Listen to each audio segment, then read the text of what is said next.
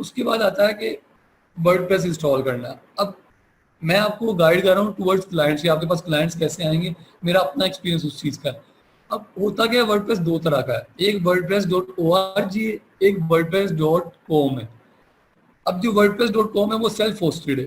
Like let's suppose अगर आपने wordpress.com पे जाके काम करना है तो आपको उसके अंदर फाइल, आपको क्या कहते हैं, होस्टिंग परचेज करने की जरूरत नहीं है। आप सिर्फ जाके एक डोमेन लिखो, इवन डोमेन भी परचेज ना करो, आप सिर्फ जाके डोमेन लिखो, होस्टिंग वो आपको प्रोवाइड करें। लेकिन वो बड़ी ऐसी चीजें प्रोवाइड नहीं करते हैं जिसका यूज आपको करना पड़ता है। लाइक आप थीम कोई अपलोड नहीं कर सकते हो, उनके पास थोड़े से थीम्स होते हैं और बड़े फजूल से थीम्स होते हैं, आपको वही यूज करने पड़ते हैं। और जो wordpress.com है ये मेनली ब्लॉगिंग के लिए। अगर मैं आपको एग्जांपल दूं तो जब आप एसईओ करते हो तो एसईओ में एक चीज होती है वेब 2.0, यानी कि लेट्स सपोज अगर आपकी एक वेबसाइट है, आपने उसको रैंक करना है तो आपको उसके बारे में ब्लॉग्स लिखना पड़ते हैं। अब ऐसा नहीं होता कि हर बंदा नई डोमेन परचेज करे और ब्लॉग लिखे, नई डोमेन परचेज करे और ब्लॉग लिखे। तो लोग क्या करते हैं, wordpress.com पे जाते हैं, जाके सिर्फ अपना ईमेल देके साइन इन होते हैं और उधर जाके सिंपल एक ब्लॉग पोस्ट डाल देते हैं, कोई रॉकेट साइंस नहीं। लेकिन हमारा जो यूज है वो हमारा wordpress.org का है। wordpress.com के लिए मैंने आपको कहा होस्टिंग की जरूरत नहीं है। इवन लेट्स सपोज आप डोमेन परचेज भी कर लो तो भी आपको होस्टिंग की जरूरत नहीं है। wordpress.com के आगे होस्टिंग के 4 पैकेजेस हैं, लेकिन वो किसी काम के नहीं है। लाइक उसके जो 3 पैकेजेस पहले हैं उसके अंदर आप यार ना प्लगइन इंस्टॉल कर सकते हो, ना थीम अपलोड कर सकते हो। जो मेन चीज है वो आपकी थीम्स और प्लगइन्स है। अगर आप उनको इंस्टॉल नहीं कर सकते हो तो आपका वर्डप्रेस किसी काम का है ही नहीं। लेकिन जो wordpress.org है ये सेल्फ होस्टेड नहीं है, इसके लिए आपको होस्टिंग परचेज करनी पड़ती है, आपको डोमेन भी परचेज करनी पड़ती है, आपको होस्टिंग और डोमेन को कनेक्ट करना पड़ता है और फिर आप जाके wordpress.org यूज उसको इंस्टॉल करोगे और यूज करोगे। तो इसका मतलब क्या हुआ कि जो हमने चीज यूज करनी है, जो हमारे पूरे लेक्चर्स में हम यूज करेंगे वो हम wordpress.org करेंगे। इस जगह तक अगर किसी का कोई क्वेश्चन है तो बता दो।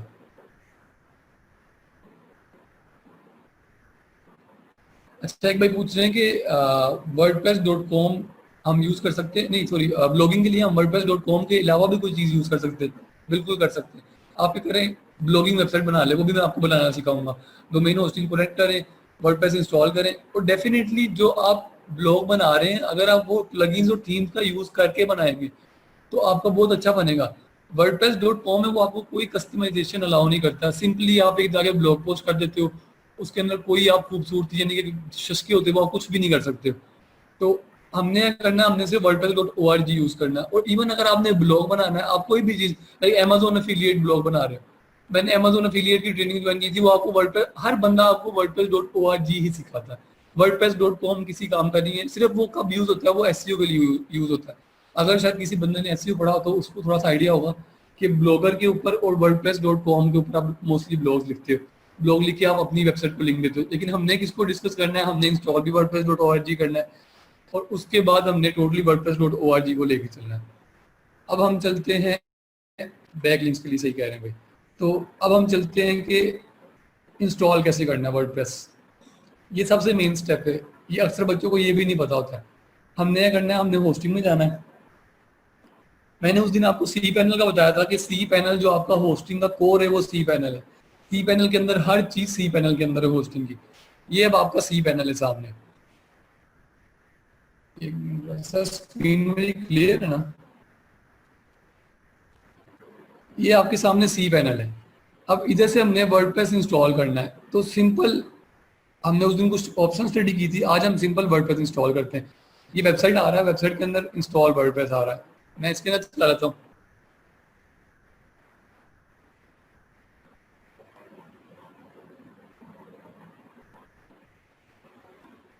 इंटरनेट थोड़ा स्लो है तो उसके लिए सॉरी, लेकिन हो ही जाएगा। चलिए ये आपके पास आ गया, मैंने इंस्टॉल वर्डप्रेस किया।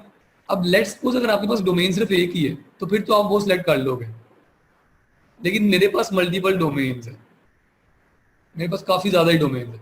तो मैंने क्या करना है कि मैंने अपनी डोमेन चूज करनी है जो कि मैंने की थी whoopee.com। अब ये मेरे पास whoopee.com, मैंने डोमेन सेलेक्ट कर ली। डायरेक्टरी मोस्टली आप एम्प्टी रहने दो, कोई इसकी जरूरत नहीं फिल करने की। मैं जाता हूँ नेक्स्ट, चला जाता हूँ मैं।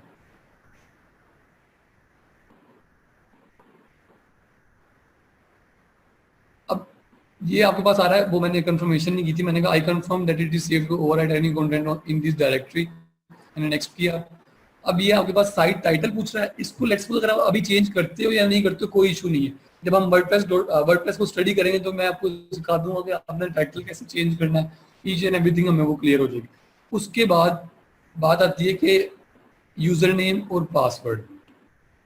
ये जो पहले से आपको बता रहा है ये रैंडमली जनरेटेड पासवर्ड और यूजर नेम होता है, आपने रैंडमली जनरेटेड यूज नहीं करना आप, क्योंकि फिर सबसे पहली बात है कि यार पहले नोटपैड की फाइल बनाओ, फाइल के अंदर आप अपनी डोमेन का नाम लिखो, डोमेन के बाद उसका यूजर नेम लिखो, उसका पासवर्ड लिखो। अक्सर होता क्या है कि आपके पास यूजर नेम और पासवर्ड होता ही नहीं, आपने इंस्टॉल कर लिया वर्डप्रेस, आपको याद नहीं रहा कि मैंने क्या रखा था।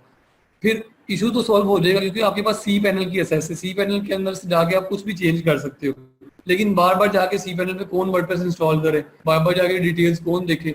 तो बेस्ट तो ये है कि आप इधर जब भी कोई लेट्स सपोज बनाते हो तो आप उसको कनेक्ट कर लो, आप इधर उसे नोट डाउन कर लो, और ये अपना हर चीज में लिखा करो। लाइक लेट्स सपोज कोई क्लाइंट आता है तो फौरन उसकी डिटेल्स नोट डाउन कर ली, बजाय इसके हर बार फाइवर पे जाके डिटेल्स देखी फिर लॉगिन हुए, उसका फायदा नहीं है। तो मैं कहता हूँ यार लेट्स सपोज मेरा यूजर नेम है वूपी, लेट्स सपोज मेरी साइट है तो मैं इसको वूपी ही कह देता हूँ यूजर नेम। अब वो कहता है पासवर्ड क्या है, पासवर्ड आप कोई भी रख सकते हो, लेकिन लेट्स सपोज मैं इसका पासवर्ड रख देता हूँ ये मेरे पास मैंने पासवर्ड रख दिया, मैंने नेक्स्ट किया, अभी मेरी इंस्टॉलेशन हो रही है,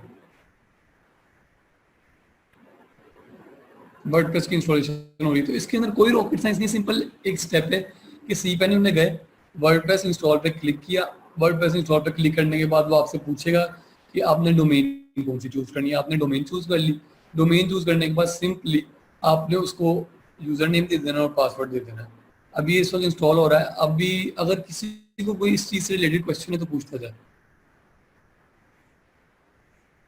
जी स्टूडेंट, यहाँ तक किसी का कोई सवाल है तो आप रेज कर सकते हैं, अपने पॉइंट्स को क्लियर किया करें, लेकिन अगर ट्रेनर पढ़ा रहा हो तो उसको केयरफुली आप पहले सुन लिया करें। उसके बाद जब आपसे सामा क्योंकि पूछता है हर टॉपिक को क्लोज करने के बाद, तब आप सवाल रेज किया करें। तब आप लोग सवाल नहीं रेज करते, इन ड्यूरिंग जब सेशन हो रहा हो तो उस वक्त आप लोग सवाल कर रहे होते, तो अपने सवाल जरूर रेज किया करें यार।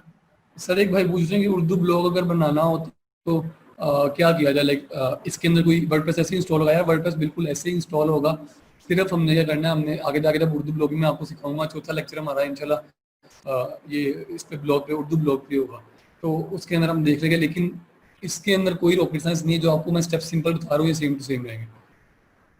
यार चौथा लेक्चर उर्दू ब्लॉग पे होगा। अब ये आपका वो कह रहा है इंस्टॉलेशन क्लिक कंप्लीट हो गई है, मैं क्लिक हेयर करता हूँ तो वो मुझे बता देगा यार कि ये हमारे पास डोमेन है, ये हमारे पास पासवर्ड है। अब बेहतर तरीका ये है कि आप उसे सेव कर लो, सेव कर लोगे तो नहीं तो बार बार इधर आके यूज करना पड़ेगा। सिर्फ मुझे 1 मिनट दो, मैं इसे सेव कर लेता हूँ।